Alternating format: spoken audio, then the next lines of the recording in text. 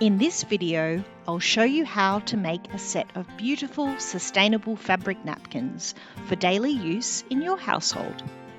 Fabric napkins are easy to make and are a great beginner project. Before we start, if you do enjoy this video, please consider subscribing to the channel and also hitting the notification bell to never miss out on a video release. You can also follow Self-Made Surroundings on Instagram and subscribe to the newsletter on Substack through following the links in the description box below. So with that out of the way, let's go over the tools and materials that are needed to make this project.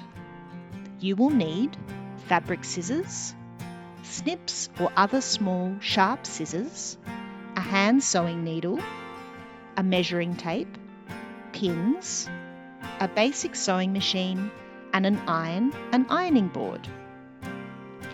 For this tutorial, I'm going to make my napkins from a plain weave linen cotton blend.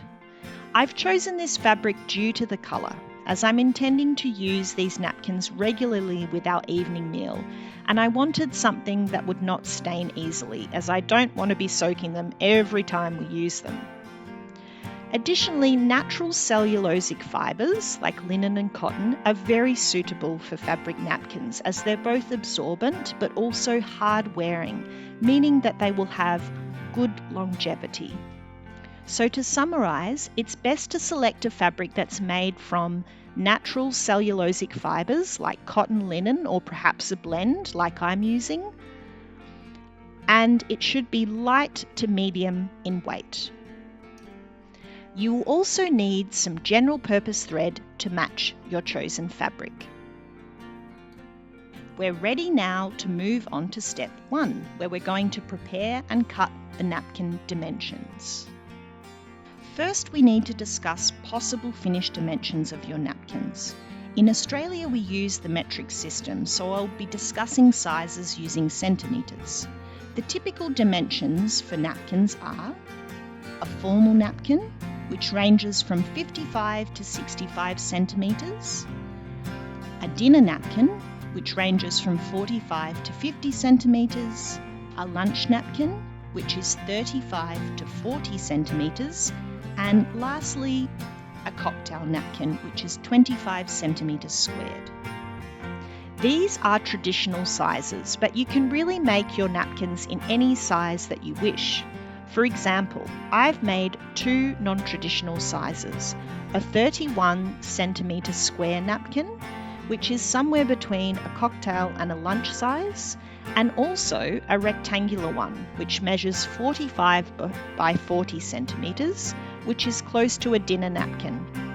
I recommend considering the rectangular shape, as it can serve as both a napkin and a placemat in table settings.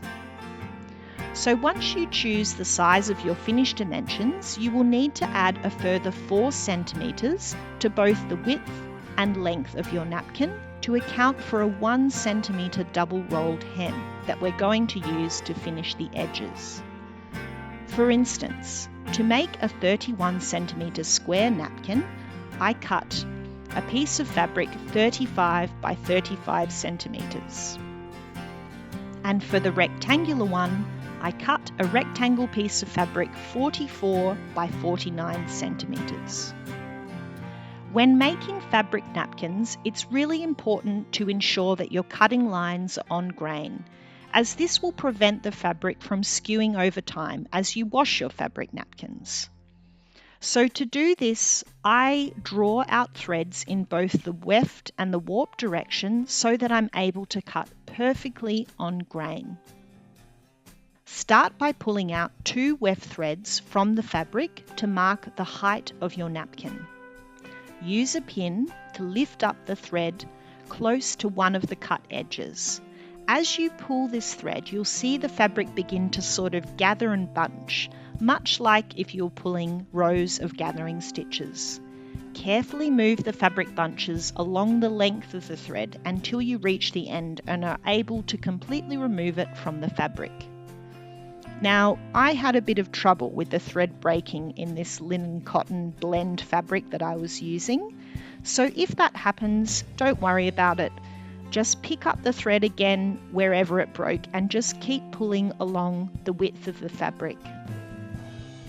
I found that this thread pulling technique works really well for 100% linen fabric, like the red one that I use for the rectangular shape, as generally linen threads are a bit stronger and also a little bit thicker. But it really just takes time and patience. Once you finish removing the thread, it should look something like this. Measure down from this line the height of your napkin. Again, using a pin, begin to lift up and remove a weft thread across the length of the fabric. You just need to repeat the process of carefully removing the weft thread all the way along the width of the fabric.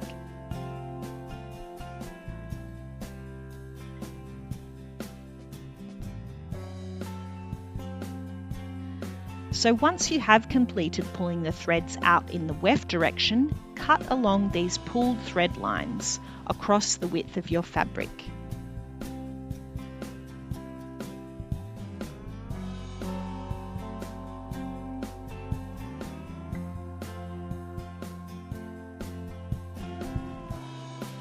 Once cut, you will need to remove warp threads along this piece to mark out the width of your napkins.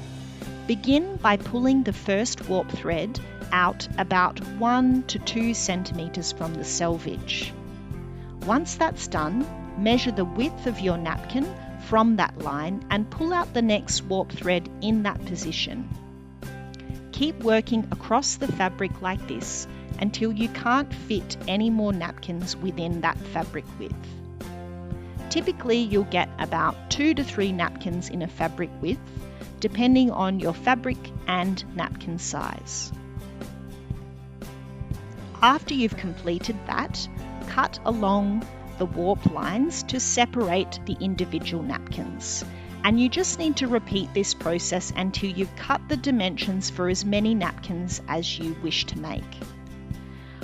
Now, this can take a little bit of time, so I recommend maybe putting on a good podcast that you've been intending to listen to, or perhaps even watching one of your favourite shows while you're doing this part of the process.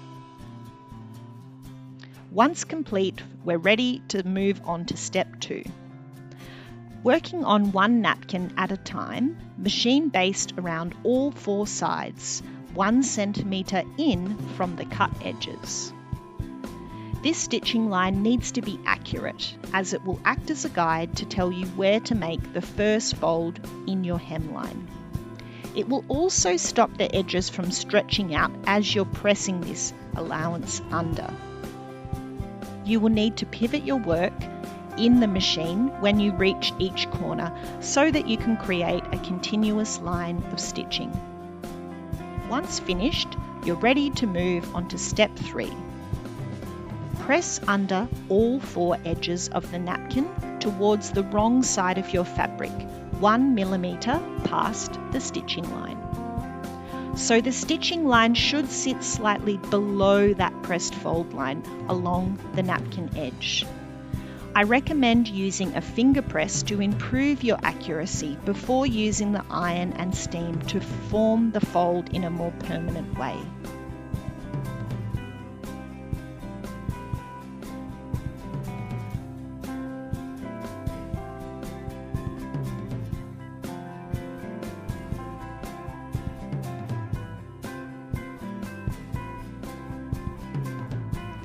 Once you've completed this process on all 4 sides, we're ready to move on to step 4, where we're going to mitre the corners. Working on one corner at a time, finger press 5 to 7 centimetres on each intersecting side, the second turn of the hemline.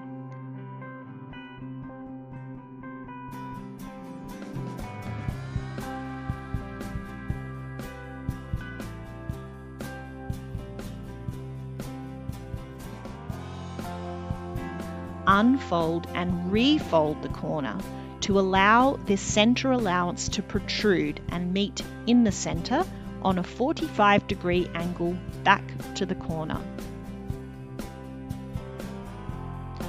fold the protruding allowance in both directions to form angled crease lines back to the corner. This line will become a guide for your sewing in the next part of the process. Again, unfold the second fold of the hemline and match the right sides of your fabric together at the corner to align the opposing edges. Once the edges are aligned, you will need to sew along the crease guideline that you formed in the previous steps. Moving to your machine now, sew along the 45-degree crease guideline, reinforcing at the start and end of your stitching line. After stitching, trim the allowance to 5 mm from the seam line and clip any loose threads. Next, turn the corner right side out to enclose the raw edges of the hem. You will need to repeat the mitering process for all remaining corners. We are now ready to move on to step 5.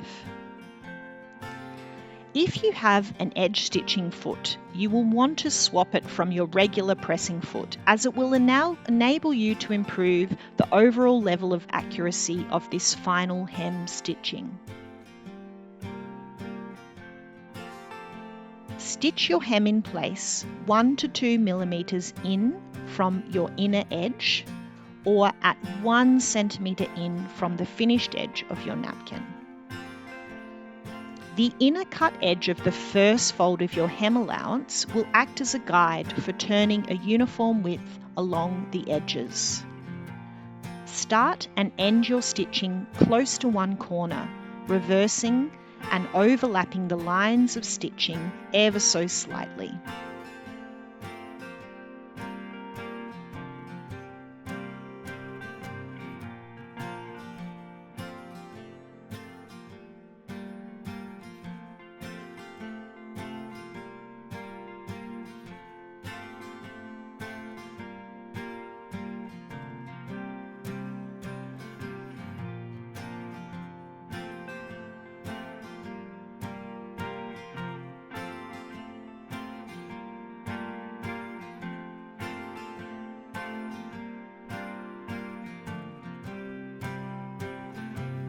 Clip your threads and let's move on to step 6. Take your napkin back to the ironing board and press the hemline and napkin flat. And that is really it. Your napkin is complete. There is, however, one final step that you may like to consider. In step 7, there's the optional idea of adding a label. So this, of course, is entirely unnecessary. However, if you do have a label that might suit the project, I think that it adds a really professional touch to the overall finish. If you don't have a label, perhaps you could add a small piece of 1 to 2 centimetre width cotton tape. I'm going to place my label over the join in the final stitching line along the hemline that I just constructed, so you could do the same thing with a small length of cotton tape to hide this join in the stitching. So basically I'm going to attach one side of my label to the right side of my napkin using my machine. Then I'm going to wrap the label to the underside or the back of the napkin and use some hand stitches to fix the other side in place.